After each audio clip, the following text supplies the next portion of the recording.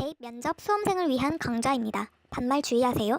자, 오늘은 중간 점검 한번 해보려고 해. 지금 우리 대입 면접 준비하고 있는 거잖아. 이 면접을 위한 일단 강좌 중에서 절반 정도까지 진행이 됐거든. 그동안 해온 것들 조망해보고 앞으로는 어떤 내용을 할 것인지 생각해 보도록 하자. 자, 우리 면접 준비 시작하면서 가장 처음에 무슨 이야기 했었나?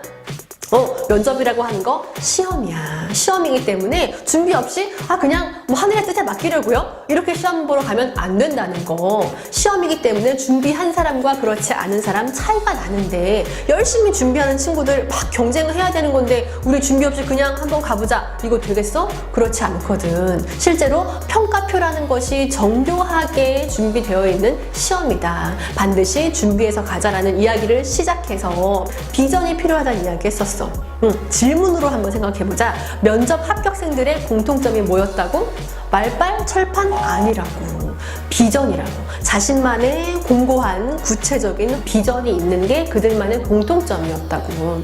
그래서 이 면접을 보러 가기 위해서 반드시 필요한 게 비전을 정립해 놓는 것인데 과연 나는 나중에 내 앞날에 10년 뒤, 20년 뒤에 무엇을 하고 싶은 사람이냐라고 하는 것에서부터 내 비전에 대한 고민이 시작되어야 하는 거야.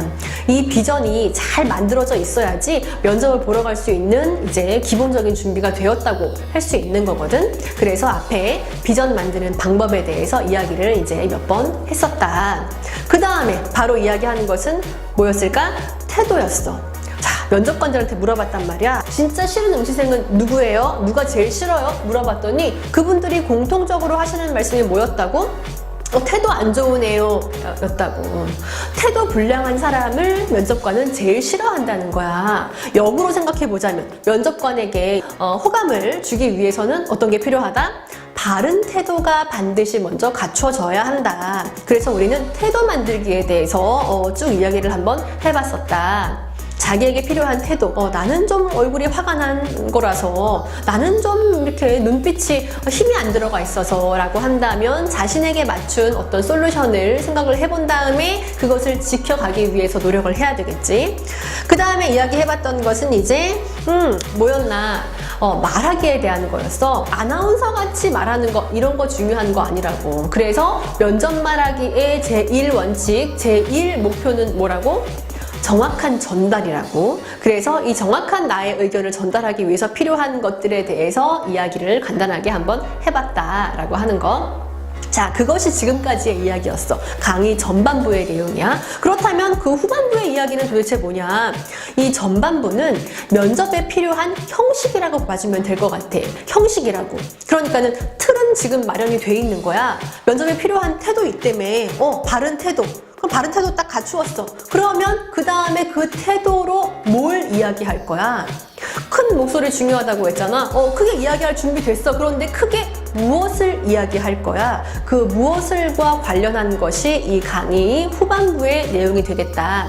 형식에 대한 거를 이제 손봐고 앞으로는 내용에 대한 고민을 해볼 것이다. 그래서 그 내용 어떻게 만들면 되는지 이제 내용 첫 번째는 뭐냐면 어떤 질문을 받고서 내 머릿속에 떠오르는 것들이 있잖아.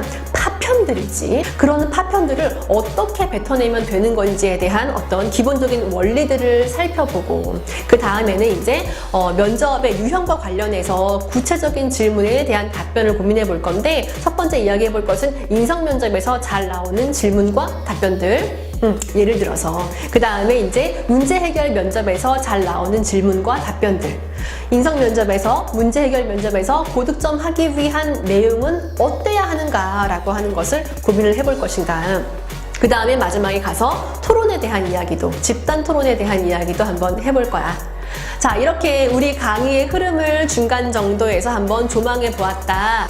개인적으로 어떤 강의는 저거 안 들었어도 내가 잘할 수 있었을 것 같아. 난 워낙 목소리가 커서 큰 목소리에 대한 거는 이야기 안 들어도 상관없는데 라는 것이 있는가 하면, 아, 저거는 내가 진짜 몰랐네.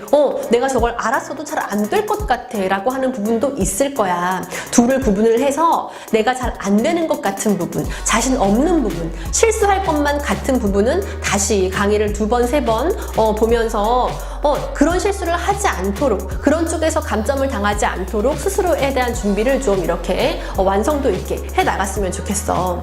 앞으로도 지금까지 해왔던 것처럼 열심히 끝까지 마무리해보자.